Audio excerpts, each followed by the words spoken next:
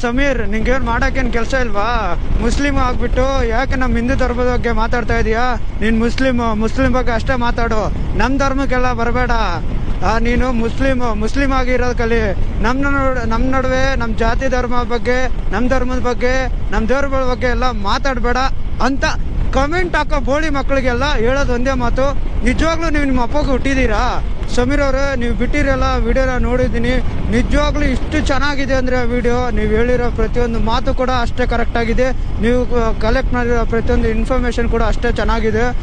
ನೀ ವಿಡಿಯೋ ಮಾಡಿ ಜನರಿಗೆ ಸತ್ಯನ ಹೊರಗಡೆ ತಂದಿದ್ದೀರಾ, ನಾನು ನಿಮಗೆ ಅಪ್ರಿಷಿಯೇಟ್ ಮಾಡ್ತೀನಿ. ಇನ್ನಾಗಲೂ ನಿಮ್ಮ ಒಂದೊಂದು ಪಾಯಿಂಟ್ನ, ಒಂದೊಂದು ವಿಷಯನ ಎಷ್ಟು ಸಿನ್ಸಿಯರಾಗಿ ಅದನ್ನು ಸ್ಟಡಿ ಮಾಡಿಬಿಟ್ಟು ಜನರಿಗೆ ಹೆಂಗೆ ಬೇಕೋ ಹಂಗೆ ಅಷ್ಟು ನೀಟಾಗಿ ನೀವು ಅಷ್ಟು ಇನ್ಫಾರ್ಮೇಷನ್ ಕೊಟ್ಟಿದ್ದೀರಾ. ನಿಜವಾಗ್ಲೂ ಯಾಟ್ಸಪ್ ಬ್ರೋ, ಯಾಟ್ಸಪ್. ನಿಮಗೊಂದು ನನ್ನ ಕಡೆಯಿಂದ ಸಲ್ಗೆ, ಆದಷ್ಟು ಬೇಗ ನೀವು ನಿಮ್ಮ ಸ್ವಲ್ಪ ಸೇಫ್ಟಿ ಕಡೆ ಗಮನ ಕೊಡಿ. ಸ್ವಲ್ಪ ಆದಷ್ಟು ನೀವು ಸೇಫ್ಟಿಯಲ್ಲಿ ಸ್ವಲ್ಪ ಓಡಾಡಿ, ಸ್ವಲ್ಪ ನೋಡ್ಕೊಂಡ್ಬಿಟ್ಟು ಇರ್ರಿ.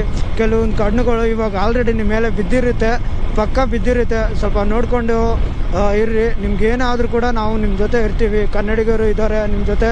ನಿಜವಾಗ್ಲೂ ಕನ್ನಡ ಯೂಟ್ಯೂಬ್ ಕಮ್ಯುನಿಟಿಯಲ್ಲಿ ನಿಮ್ಮಂಥರೊಬ್ಬರು ಕಂಟೆಂಟ್ ಕ್ರಿಯೇಟರ್ ಇದ್ದಾರೆ ಅಂತೇಳಿ ಖುಷಿ ಆಗ್ತಾ ಇದೆ.